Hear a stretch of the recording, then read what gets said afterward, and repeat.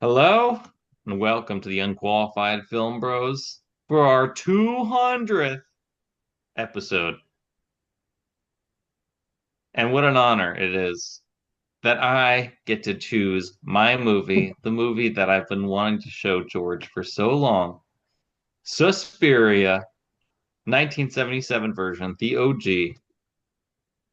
Uh, this is one of my favorite movies ever. This is my favorite horror movie ever. It's probably one of my favorite scores ever. It's a it's an awesome movie. But I'm curious to hear what the non-horror lover George had to say. Wow, what an introduction. What a setup. Um, yes, happy 200, gentlemen. Um, been an awesome ride with y'all for the last 4 years. And I'm sure we'll get into that, Absolutely. I guess, towards the end of the episode. Um, but for now, let's talk about Suspiria. Um, yeah, excellently made movie. I can see why you enjoy it, Ben. Um, yeah, the way that Dario Argento plays with score and sound in this movie is absolutely incredible. Really liked what we got in terms of the audio of the film. Really like I don't know the weaving in of the score, like that recurring motif that we got throughout the entire film, um, and then weaving that into the music that they dance to in studio. I thought was really clever. Obviously, it seems like a natural thing to do, but some directors might have missed the opportunity, and Argento nailed it. Um, but other than uh, sound and score, I absolutely love the lighting and color use in this Yeah, film. this is shot on Technicolor, one of the last Technicolor reels, if I And remember. it shows. It It's is, beautiful. it, it's so visually striking to watch. And there are moments where you'll get like the reddest reds with the, fake blood that they used, and then the lighting will be the greenest green or the bluest blue that you'll ever see on film. And it's none of these like digitally softened colors that we see today, or something more muted like we get with a lot of bigger budget films nowadays. This is like lower budget 70s horror. They're going all in on the visuals, and it fucking works. It's just, technically speaking, Ben, you picked a damn winner of a film. I know. And I mean, both the lighting and all of that is fantastic. But it's rare that you see a movie. Maybe Sinners did a little bit of this, where the soundtrack is like so tied into the movie. It's like it's sort of out there, but it's also part of the movie. And I love when I mean, when it shows up, when she arrives in the airport, the doors open, you hear the soundtrack that close, and it's back to the airport. It's really cool. And the It's cues those and little things like things, that. yeah. It's an amazing editing too. I mean, that's a credit to the editing for sure. Especially like the way that last scene, the climax, is really cut together. Um, with all those extreme close-ups of the, obviously the witch, the crone Helena looking. Marcos. Yeah. You Um, wanna fuck with Helena Marcos? but the cuts in that scene, just speaking to the edit, really play up the tension and up the stakes a lot. Really, it's thrilling. Yeah, and I mean, so this is it's light giallo. Like giallo is an Italian genre, came from the books that were all yellow. They were giallo. And they take a lot from Hitchcock. It's much more suspense than it is like shock. Um, Yeah. and I think it's here too. I mean, this is much more of a supernatural thing than they'd be used to for giallo. They're more like crime with a supernatural hint, maybe like a mentalist or something like that. But yeah, I mean, this is more of like a true horror film. but I love these types of films. It's much more like ambiance is the scary part, um, rather than like things jumping out. It's so much more tied to the score, tied to the lighting, and I love it for that reason. And like the setting of a dance school in the middle of nowhere in the Black Forest is Yeah. Hmm. perfect for a movie like that. It sets you up right away to say, all right, these characters are isolated. Help isn't coming. They're gonna have to, or Yeah, and you really, get that Susie's gonna have to figure this out by herself. by Yeah. like going the taxi going in, and then you see the woman like running away through the forest. I think that's great. Yeah. Um, Max, what did you think?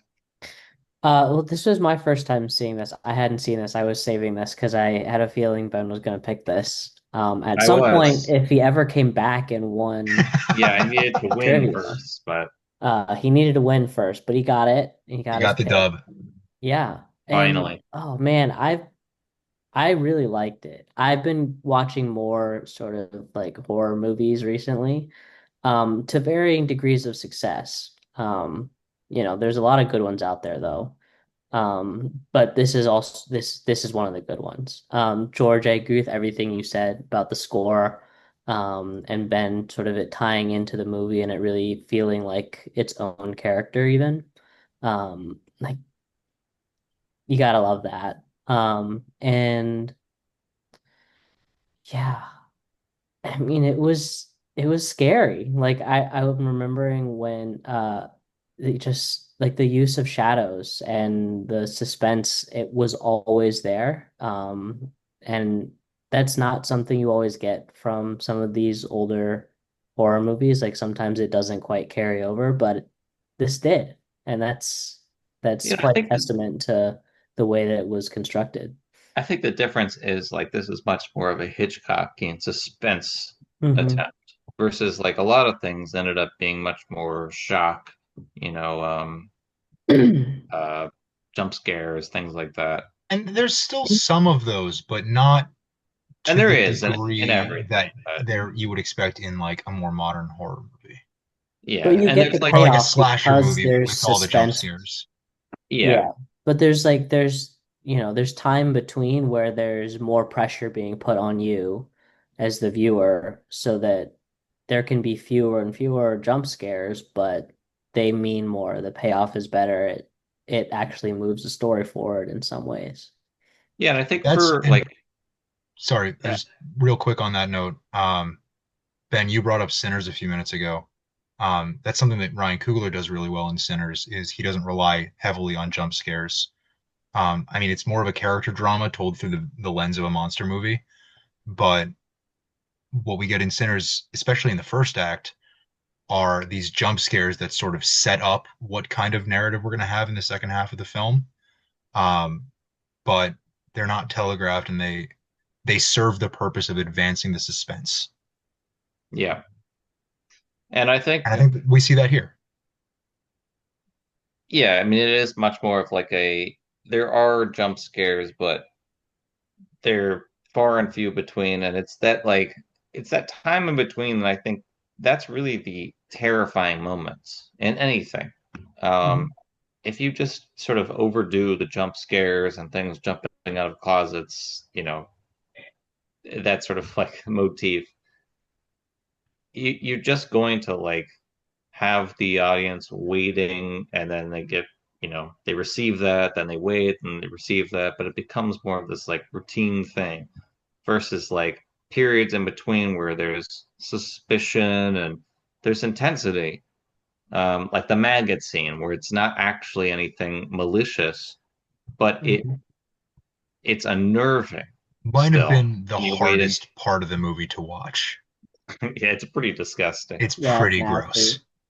And I Ugh. love it. I love Falling Yeah. that from the scene. ceiling, landing on faces, And just you see like that's something that's truly scary too. and it's Um, something that could really happen. yeah, and it did like in this case, it really was like it wasn't malicious. It was literally just moldy food. but given everything else going on, it seems malicious. It's like what's actually there, what's not, And it and then adds you've to got the intrigue for the viewer. yeah, and it gets, the caveat of witches, like is there something going on here? There's nothing overtly supernatural, but there are murders, things like that.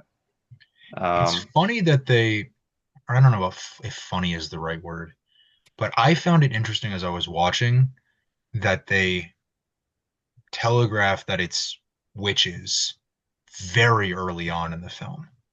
mhm. And I thought that maybe that could have been better served as more of a reveal later in the film rather than us having the suspicion of witches throughout. But I don't know, Ben. Ben, what do you think about that? I mean, I think it's meant to be like you're sort of in the mind of Susie, right? So you sense something is going on and everybody else doesn't really see it. But there's freaky things going on. I mean, there's enough to like downplay it, while also the more you go, the more plausible it seems. I mean, I think arriving to a school and immediately, given witches and there's a brutal murder or something, there's a lot that can be going on. Um, yeah, I don't know. I've never really thought about it, I guess, but I kind of like that it's just sort of there. And also the score keeps saying witch, so it's kind of hard to Right. I mean, not that's exactly what I'm talking about. witch. Yeah. Um, I don't know. I like that it's kind of looming there, I guess.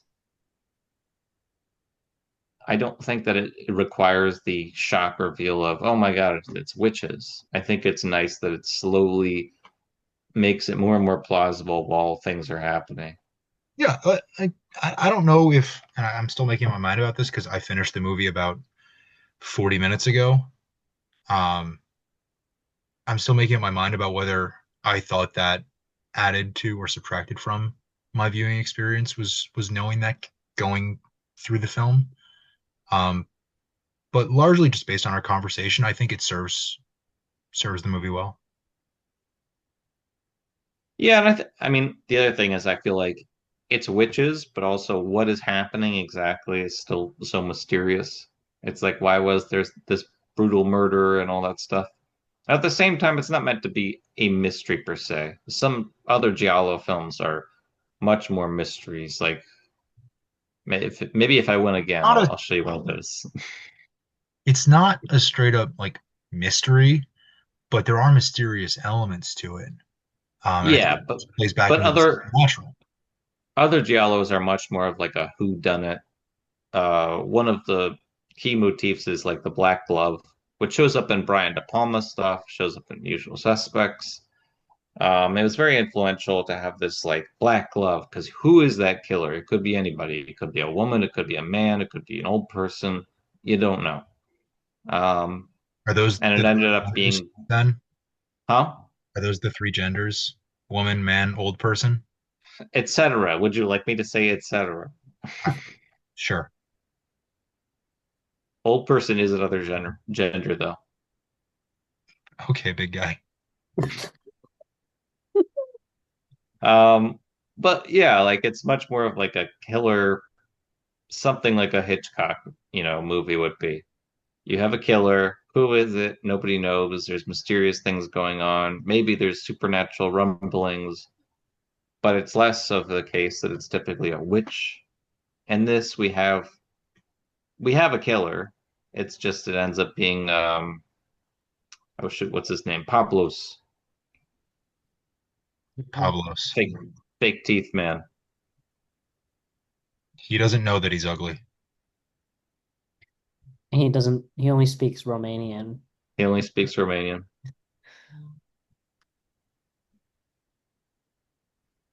But yeah, Ben, what makes this one of your favorite movies?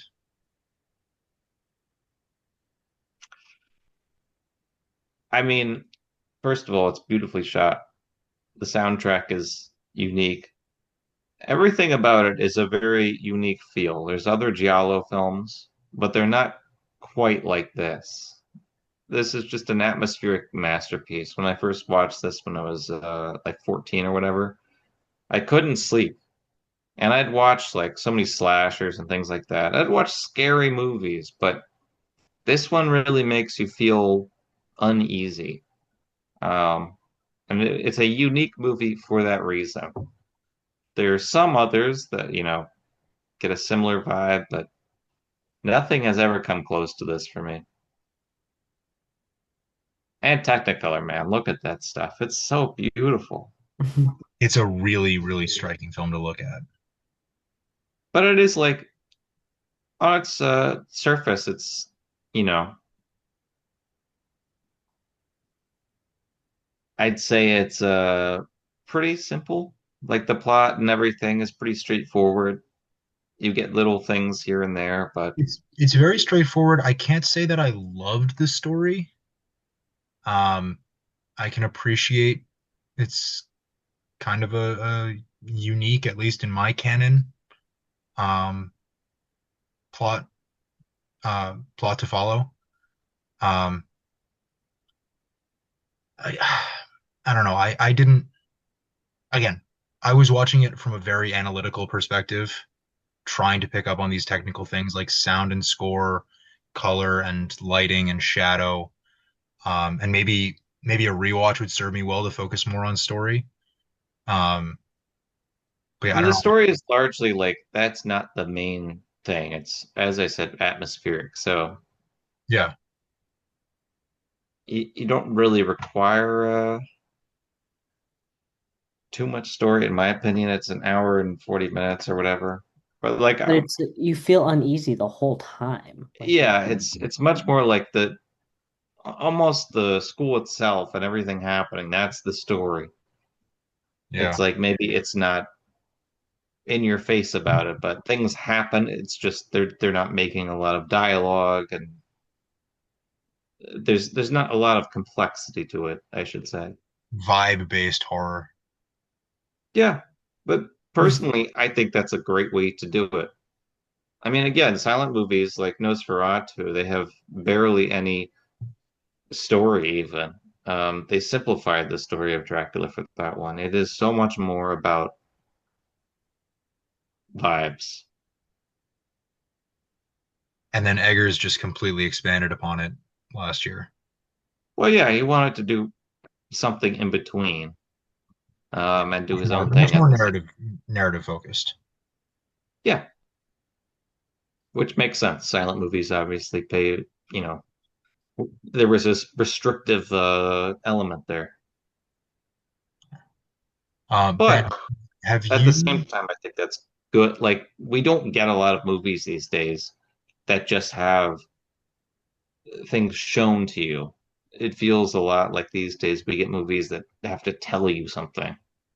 Um, I think it's a shame because I think these movies are just as worthy of praise.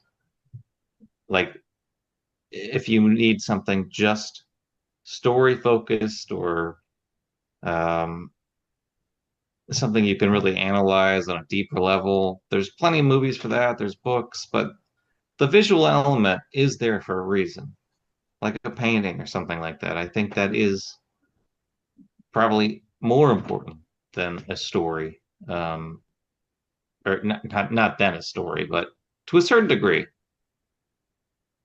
Like it is a visual medium. That's It, true. I mean, George, you touched on it and earlier when you talked about how ugly a lot of the stuff that we're looking at today is and how devoid of any life and sort of uh, I'm not calling this film whimsical, but whimsy. Like there isn't a lot of that. There's less artistry. It's more Yeah. like a lot of things are taking a story and just sort of putting it on a screen, not right. thinking about the visual element first, which is probably more important, in my opinion. Like it's a movie. Yeah, That is artistry is the supposed to most be important most thing. important. Um, yeah, just going back to talking about the sound in the movie. Actually, Eggers' Nosferatu came to mind as I was watching this because I haven't, I mean, it's been 8.5 months, 9 months since we did Nosferatu, right? That was around Christmas. Um, Mhm. but the way that Eggers plays with sound in that movie, and more specifically, the way Eggers plays with silence in that movie, I felt a lot of that here because there are drags in this movie, and this again goes back into playing up the suspense and the tension. Is um, Dario Argento not using any sound and letting us, the audience, sort of wait with bated breath for what's going to happen during these silent beats. And I think that really, really works to play up the suspense. Yeah, Mhm. it's almost like in a lot of the cases, it's like the shock is the soundtrack coming back in, which is Yeah. cool. I think John Carpenter did that pretty well in Halloween. I mean, there are things that definitely do this well, like Robert Eggers, I think The Witch. That's a more minimalistic score, but that definitely plays in to the movie itself. Yeah, as I remember, Nosferatu had a very like it was a note. The score was a noticeable presence in the film, but when it was Yeah, absent, it was as striking. yeah, no, I would say so. Um, Ben, yeah, have you seen Luca's remake?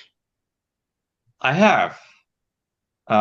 It's a very different film, whereas this one is less focused on story and much more focused on atmosphere. That one is much more focused on the story. He kept a lot of similar ideas, I guess. He got like Tom York to do the score. It's a very cool score, but it is much more. There's a lot more going on. I will say that it's worth a Okay. watch for sure. I think it's a good movie. I mean, remake is not even the right word. It is a good transformative like remake. It's not just something like treading the same lines. He tried to do something very much in his So, own style. would you say something like a film adaptation of a film? I mean, kind of, yeah. Like that's more what it is. It's like an adaptation of Suspiria. It's like taking some of the ideas and creating something very different in a lot of ways. I highly recommend it. I think it's cool. The ending is absolutely bonkers. I still don't know what I think about it, but it's very cool. Does Tilda it? Swinton plays like three different people. I remember you said something about that when we were setting up this movie a couple weeks Yeah, ago. one of them is a man, an old man. How She about essentially who's the other plays one? she plays like the psychiatrist. That's essentially who she plays. They just sort of expand his character a lot. Oh. So if Tilda Swinton is playing this sort of psychiatrist character, she's a woman playing a man who's also an old person. Yeah, three genders right there. Good work. Tilda Well Swinton can done. do no wrong. She's absolutely wonderful. Yeah, she's great. I mean, I think the movie is really beautiful. I think the score is wonderful. I mean, a lot of the same things I could say. It's just not as, first of all, it's not shot in Technicolor. The vibrancy is not there. It's a lot longer to deal with the story beats and stuff, and there's sort of like a pseudo intermission, if I remember correctly. The They're different. the They're very Luca different. the Luca film is an hour longer, right? Yeah, it's like two and Two a and a half half hours or hours, something. and that's He all did just expanded story. he did his own story essentially. Like it's no longer Susie Bannion is the student coming in. Dakota Johnson's character is very different. And I won't tell you why. Is it because her web connects them all? Kind of. Could have called that. Cool. Did call that. But yeah, I like it. I just Suspiria is one of those. Um, perfectly just put together movies, in my opinion. It is low budget Italian, so it's not as crisp as like some American movies, but regardless, it still is just so well done. Especially the dubbing Well, for yeah, I should non-native. say dubbing is one of the things that Italians did, certainly for Giallo. It was cheaper to have everybody just cast whichever actor, not worry about them saying their lines in whatever language. So people would literally just speak their own language, whatever that line was, that's what they would say. And then afterwards, they would dub in all the dialogue. For each language. Yep. Which is why some people are actually speaking like another language, but some people are actually just speaking it in English. It's Yeah, it was just, kind of funny to see what matched up and Yeah. what didn't. I Yeah. mean, yeah, then it's, compare it to a movie like Madam Web, where it's just really shitty ADR work, and Yes. the mouths don't match the words at all, and they're the same language. yeah, I mean, it's kind of embarrassing when a 1977 like low budget movie is beating you in all these categories. Like they're matching up the words and the mouths by accident better than Madam Web did it on purpose. Yeah. But yeah, I mean they're pretty good at it. It's a very different thing, but Yeah. after a million Giallo movies, I don't even notice it anymore. I thought I was going insane for the first like 5 minutes of the film when but Yeah, no, it is a little weird if you start paying attention to their little lips. a little jarring, but then yeah. I kind of stopped paying attention to that and just focused on the words that I was hearing. Yeah, Yep. it's really Yep. what you're paying attention to, and there's so much visual stimulation that's not paying attention to their lips. Maybe Exactly. that's the idea is like Giallo movies are so beautiful, so you don't look at the fact that they had to dub over everything. That's art though, right? Yeah. But yeah, I mean there's a certain charm to like seeing stuff like that. Yeah. Yeah, Ben, this was a winner. I mean, you were a winner in the game to get us to do this. Hell yeah, I was. But I thought it was something you could appreciate because it's not horror Absolutely. like in your face. Absolutely. And yeah, I mean, for the pod that I dip my toe into horror every now and then. Um, but I knew, like Max said at the beginning of the episode, I knew you were going to get to this eventually, so I held off on watching it until this week, till tonight, honestly. Um, but yeah, I'll go back to my original point from half an hour ago. It stands up technically half a century later, almost. Yeah, I mean I haven't seen a movie that's made that's this beautiful in a long time. It's credit to Technicolor too, which I heard that they're starting to make more of, so maybe that could be cool. I don't know. Maybe John Chu can remake Wicked with Technicolor. I They would look a lot better. I'll tell you that. Everything does. You take the most colorful world in all of fiction and you make it look like a Capital One commercial. Sorry. We didn't talk about Wicked on the pod, so allow me to just say that. It did not look great. CGI, no. Mm-mm. Mm-mm. God damn, 200 episodes, boys. Yeah. I knew we'd get here. I didn't Barely. I didn't know what episode 200 was going to be. After Jurassic World Dominion, I didn't know if I it was going to make it. that episode was 2 years ago, 2.5 years ago. I Yeah. still have not seen the movie. That's okay. You're good. You don't need to, but I wish you would just to suffer. I just want to hear you gush about locusts again. Oh, when blonde. Oh my God, blonde. What Oh, the fuck are they thinking? Anyway, yeah, so Suspiria, we very had a good. lot of bad ones, a lot of good ones along the way. Yeah. A lot of bad ones, a lot of good ones along the way. Yeah. We had a lot of bad ones, a lot of good ones along the way. Yeah. We had a lot of bad ones, a lot of good ones along the way. Yeah. We had a lot of bad ones, a lot of good ones along the way. Yeah. We had a lot of bad ones, a lot of good ones along the way. Yeah. Favorite pod moment in 200 eps? I don't even know. It's a lot to think back on. Should have told us this before, George, so we could have Yeah, no, planned I would I have something. got thought you nothing. guys would have expected this. We talked about this for 100 2 years ago.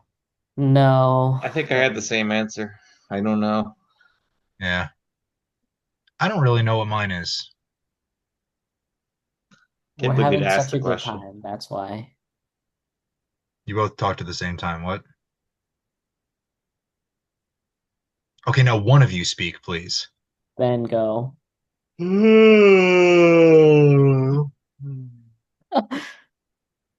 Every What? week with these two. Every every week with these two. Yeah. Here's to the last 200. Here's to 200 more. Hell yeah. It's the last thing Yeah, guys every week. Benji, But it's your episode. that's right. It is my episode.